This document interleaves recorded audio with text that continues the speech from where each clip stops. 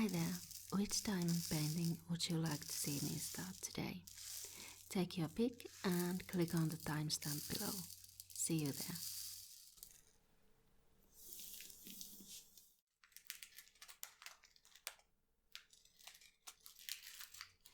Hey, you chose the African landscape diamond painting. I think this one's my favorite too. Let's talk about some bead organizing stuff first. I used similar jars for the palm tree diamond painting beads earlier, and I got one or two of these jars for my niece too when I gave her first bigger diamond painting canvas. I like these because they come with the box, so it's easy to take them with you if you want to diamond paint while traveling or visiting someone.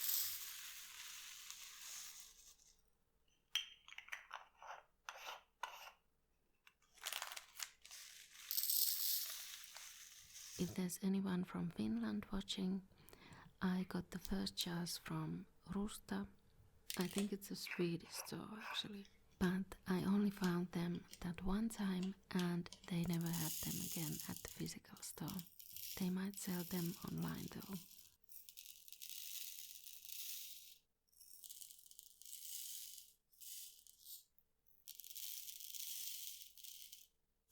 Now this one I got from Sinelli before last Christmas for a much higher price. Like this box cost almost 10 euros, and I think the similar one from Rusta must have been like a couple of euros. In this one the lids are also a lot tighter and the jars barely fit into the box, so it's not very ASMR. And that's why I had to cut out a lot of the sounds in the beginning. And this box is of course not enough for all the bead colors in this painting, but I did buy a couple of boxes with dividers before I found this one. They don't have the individual jars, just multiple slots in the box, so it's more difficult to get the beads out. But I was thinking I might transfer the leftover beads from the palm tree painting into one of those boxes, and then I'd have those individual jars free for this painting. I've been thinking about what to do with the leftover beads, and I have a few ideas so far, but if you have any ideas of what to do with them, you can share them in the comments. I tried the multiplacer end of the applicator that has slots for 4 beads at a time for the larger solid color areas in the beginning. But I don't know what it is, I just can't make the same sounds with the multiplacer as with the normal single bead applicator. And this time I have a round drill painting, but especially with the square beads, because there's less wiggle room, I felt like the beads always ended up crooked with the multiplacer, and I had to push them straight afterwards. So it kind of feels like a waste of time to use it. Maybe my technique is just bad. Mostly my problem with the multiplacer is just that I can't make the same sticky popping sounds most of the time. Sometimes it works, usually it doesn't.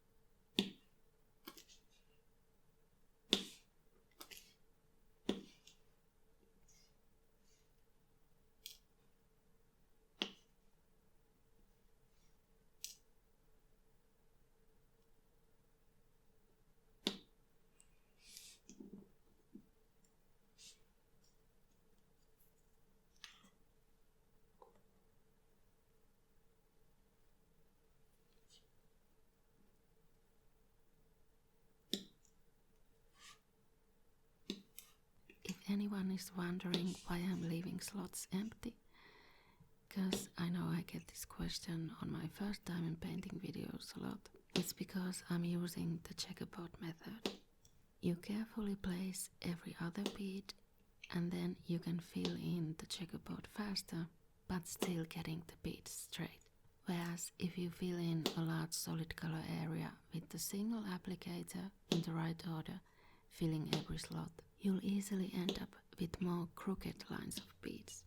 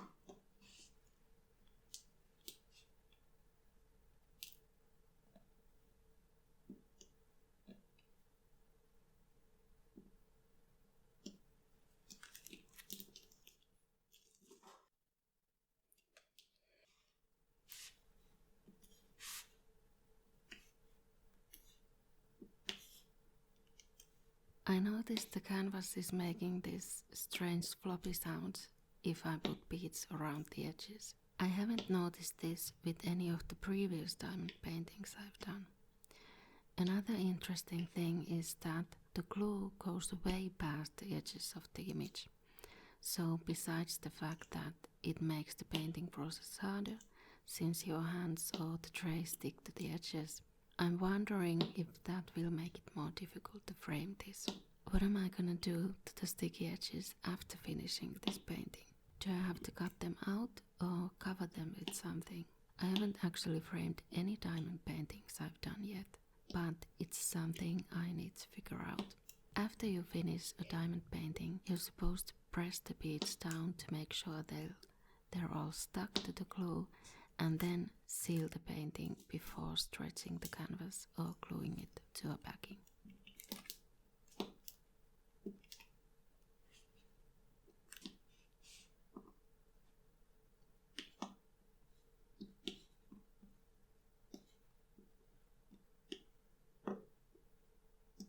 I chose this image because it's similar to the topics I like to paint myself. I like the African savanna landscapes in sunset colors and acacia tree and elephant silhouettes. I also haven't done diamond paintings with people in them before, so this is the first one. If you're interested in getting this same diamond painting, I got this one from gbfke.com. They reached out to me to send diamond painting kits for a review video.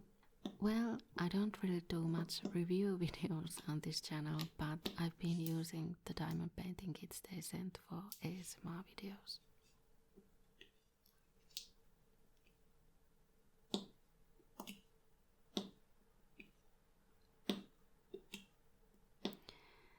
I will mention that if you haven't seen the videos where I unboxed or unpacked all the kits they sent me, they were packaged only in plastic bags and had not stayed in great condition during shipping. I hope they've switched to using cardboard boxes or cardboard packings for shipping by now. In the case of the diamond painting kits, I was able to flatten them out onto some heavy books, and I don't think you'll be able to tell that they were all wrinkled up once I framed them. They'll most likely look just fine. But the notebook and bookmark I got in that same shipment were more permanently damaged because they were bent during the shipping and I can't unbend them. I actually couldn't find this diamond painting on their website anymore, and the old link I had copied was broken. So I don't know if they have this image anymore, but I did find it on Amazon and I put the Amazon link in the video description.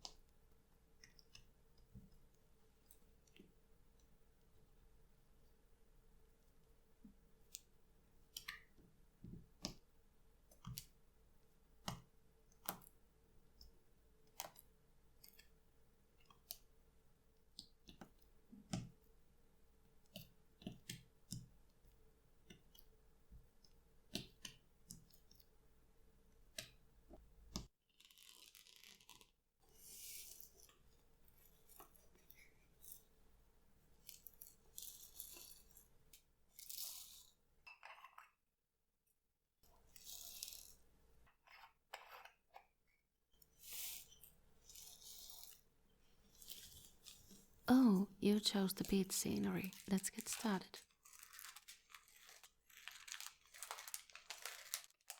I use these little cosmetics jars with lids for the beads.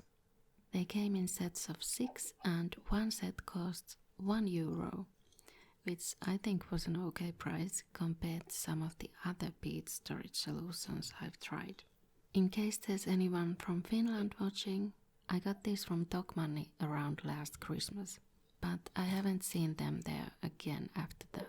The bead bags were a little strange in the sense that they didn't mention the actual color codes, so I started numbering the lids with just the number order of the colors in this painting, not the actual color codes. But I did realize later that the color codes are actually on the canvas itself, and I changed them then.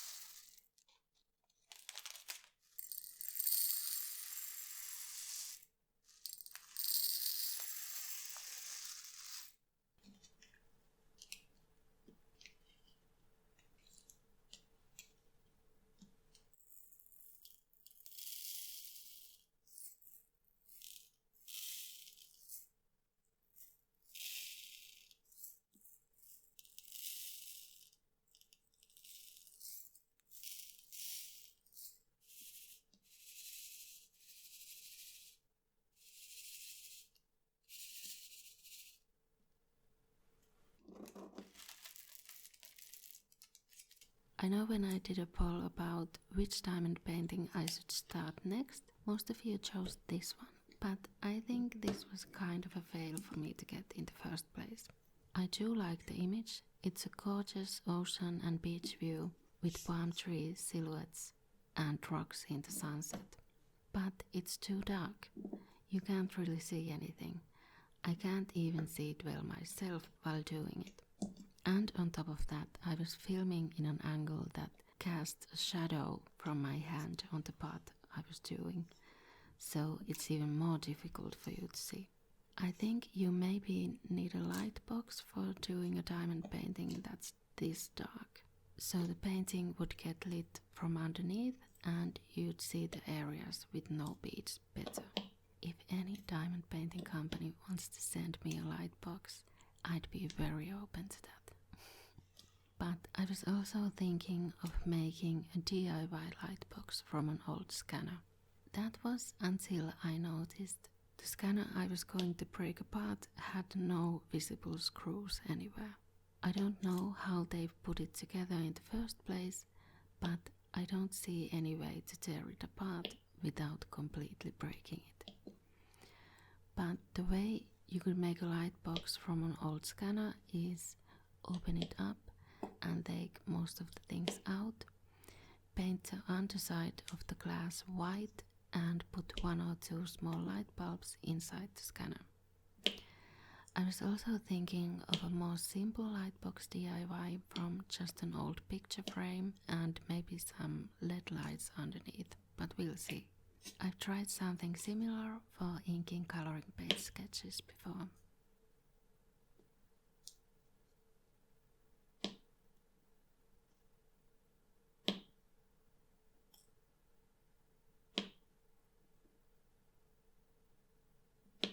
If you're interested in getting this diamond painting yourself, I got mine from gbfke.com when they reached out to me to send me free diamond painting kits for a video.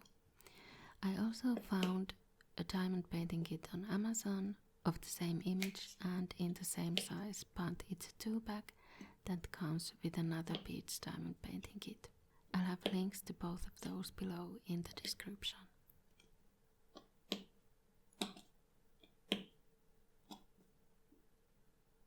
Most of the diamond paintings I've finished have been round reels like this one. It just means that the beads are round. But the one I did before this, the daytime palm tree beach landscape, had square reels. These round reels are considered easier, beginner friendly. There's a little more room for the beads, With the square ones, it's more obvious if you get the beads crooked, and the beads might pop out if they don't have enough room.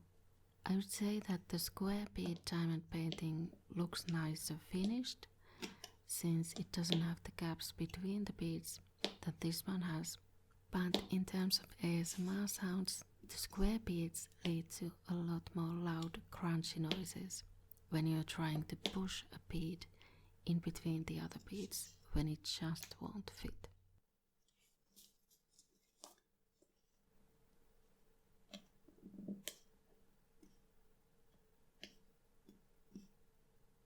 Sorry that the footage is getting choppier and choppier. I was filming this at night as usual, and I think I was getting more and more tired and making loud mistakes I had to cut out. Filming at night is always a double-edged sword. It usually gets more quiet, so there's less waiting around for a noise to stop or less noises to cut out.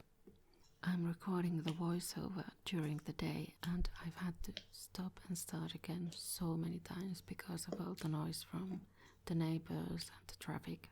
But I get tired filming at night, so I'm really waiting for the summer when I can hopefully film at the summer cottage during the day. I filmed a bunch of diamond painting, drawing and coloring videos there last summer during the weekends. I found a spot that lets in the nature sounds like birds singing from outside, but it's a closed off porch or veranda that has walls and a lot of windows to let the daylight in, but it shields from wind, so I can film even if it's windy. And I once filmed while it was raining too, but the rain sounds were kind of loud on the tin roof. There were also some twigs or pine cones or something falling on the roof, which is a little annoying for the editing. But it was nice to be able to film in the morning rather than at night.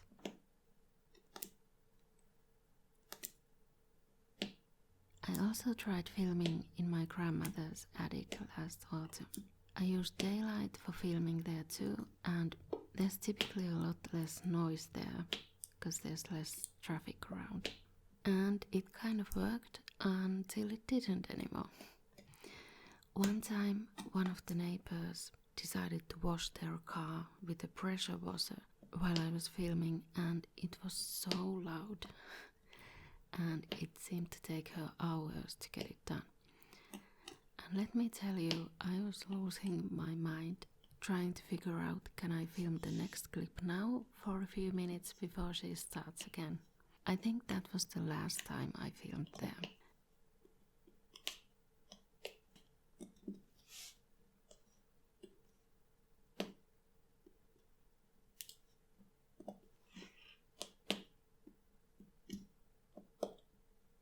I would also like to film fully outside this summer.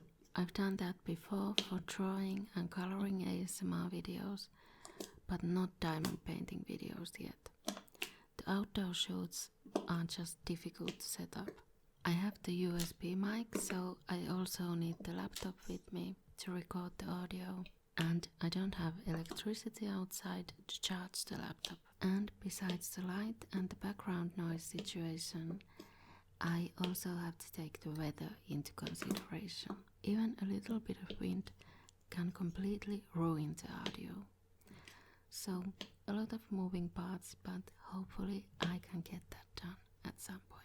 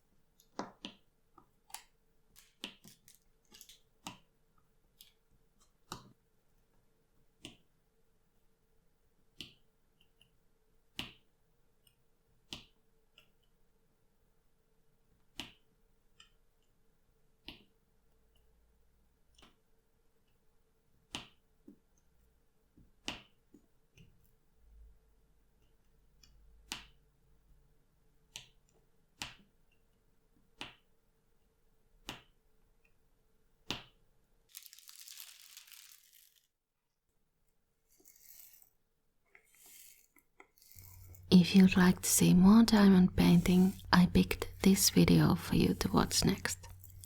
Thanks for watching.